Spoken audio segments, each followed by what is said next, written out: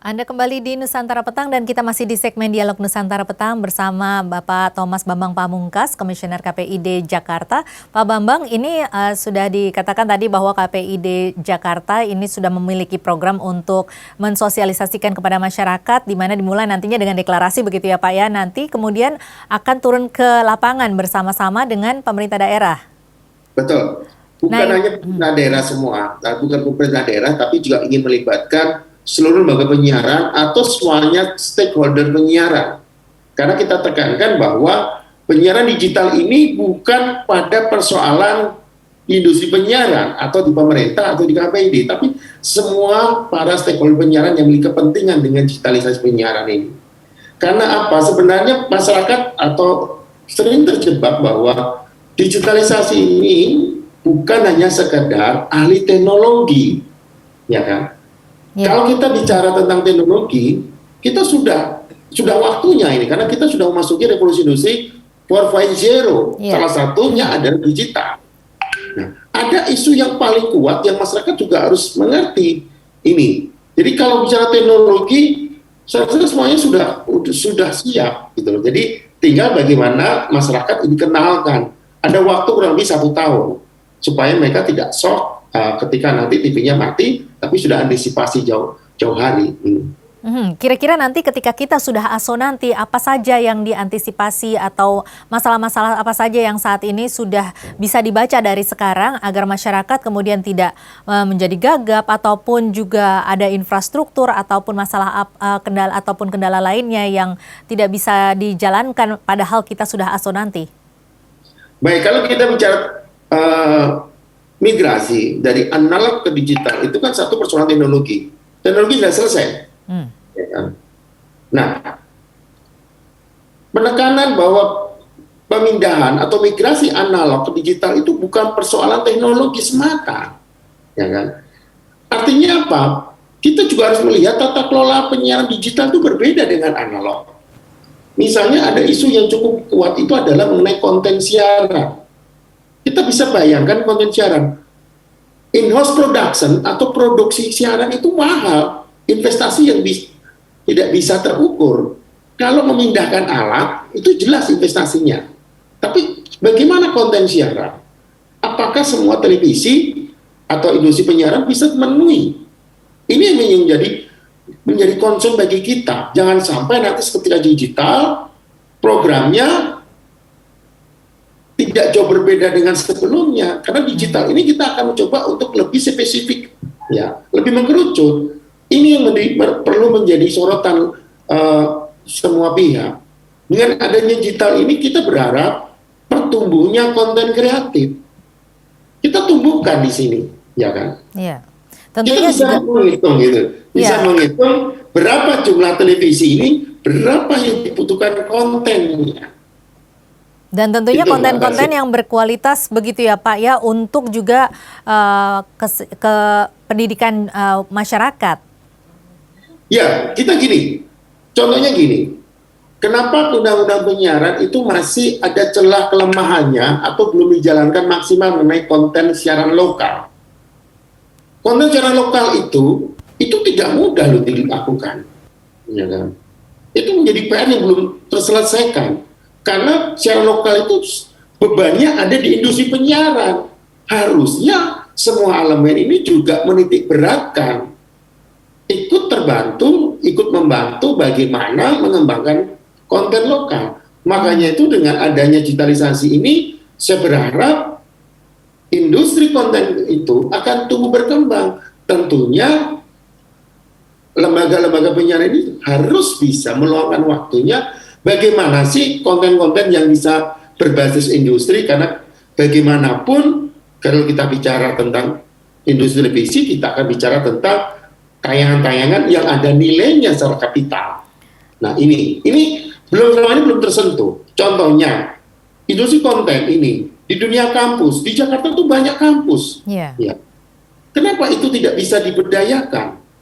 Kemudian banyak PH, ya, banyak konten-konten kreatif. Itulah bisa diperdayakan, ya kan, oleh para industri penyiaran. Tinggal disentuh nilai-nilai yang memiliki di mata industri bisa laku gitu loh. Selain Ini belum juga pernah nilai-nilai, tersentuh. Pak, selain nilai-nilai, ini juga konten-konten yang ada atau disiarkan di sosial media, ini kan juga tidak KPID tidak memiliki dasar untuk bisa mengawasi. Ini apakah bisa menjadi kendala ke depannya? Nah, gini, kita belum bicara tentang bagaimana konten media sosial mengawasi, nanti kita perspektifnya berbeda. Tetapi setidaknya kita bisa melihat tentang fenomena tentang YouTube. YouTube itu banyak orang bisa mengupload, ya kan. Nah, digitalisasi ini kita punya media, ya kan. Bahkan kita arahkan bahwa digitalisasi konsepnya itu lokal, ya kan. Arti lokal gimana? Kepentingan masyarakat lokal itu sepenuhnya, misalnya nanti ada televisi yang berbasis pariwisata. Ya, potensi pariwisata ini bisa digalakkan, melibatkan ya konten-konten kreatif, misalnya membuat dokumenter, ya kan, membuat profil-profil itu akan lebih mudah dengan melibatkan dibandingkan industri itu membuat sendiri, gitu. Ya, jadi bahwa isu digitalisasi itu jangan hanya terlepas dari isu peralihan teknologi, tapi banyak sekali. Ini yang selama ini masyarakat tidak mengetahui. Dan ini tugas kita bersama, terutama tugas industri. Kami butuh konten, ayo.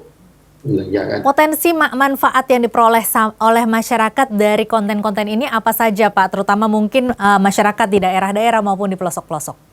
Baik, satu, dengan adanya pengembangan konten tentunya akan membuka lowongan pekerjaan, meningkatkan per kapita pendapatan. Di satu sisi, ya industri akan mendapatkan konten-konten yang sesuai dengan keinginan masyarakat. Ya, selama ini kan industri selalu mengonstruksi tentang kejadian sosial, diangkat konstruksinya ke media massa sesuai kepentingan media massa. Ya, boleh, itu sah. Tetapi dengan adanya banyak konten-konten ini, industri bisa terbantu, ya kan? Ini sekarang kita membuat produksi konten, contohnya TV. Ya, TV itu besar biayanya, ya kan? Tapi ketika kita bisa bermitra, industri bisa bermitra, membuat dokumenter, itu akan jauh lebih mudah. Ini konten-konten tinggal dikembangkan yang selama ini sudah ada, disentuh dengan nilai-nilai bagaimana konten yang bisa masuk dalam ruang industri.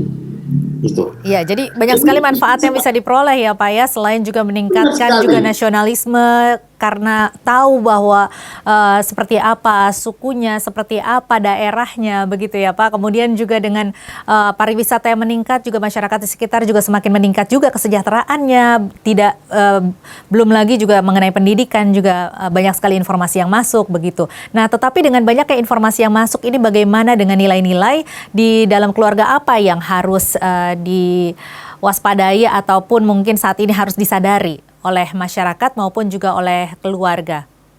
Baik, dengan adanya bertambahnya televisi yang kami nanti kita hitung di Jakarta itu hampir mencapai angka sekitar 40-50 free to air, siaran gratis secara digital.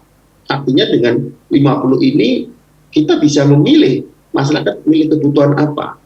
Tentunya pilihan-pilihan atau materi-materi sajikan itu tentu sesuai dengan regulasi yang ada. Saya rasa industri juga tidak mau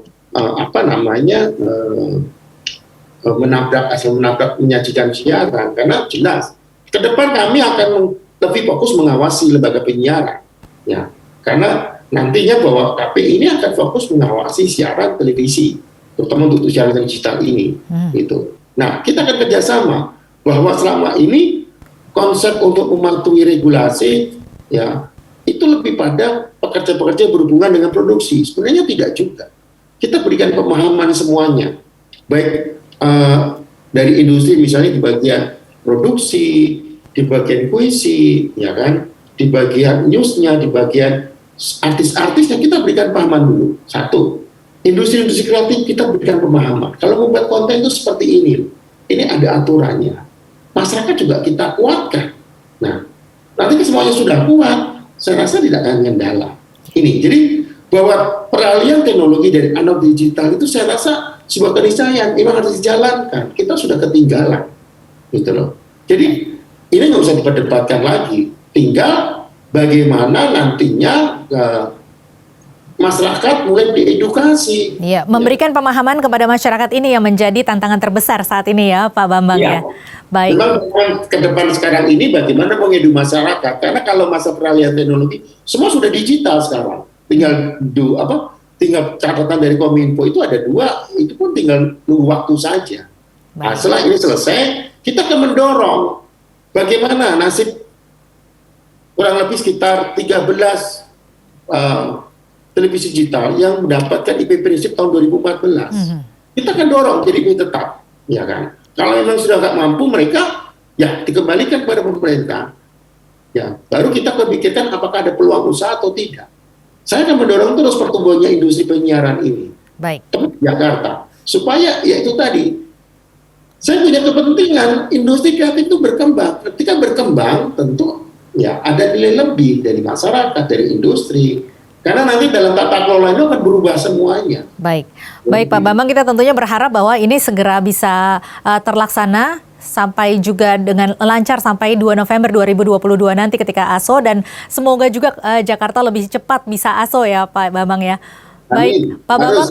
Ya, baik Pak Bambang, terima kasih banyak sudah bergabung bersama kami di Dialog Nusantara Petang. Terima kasih, Mbak Tasya.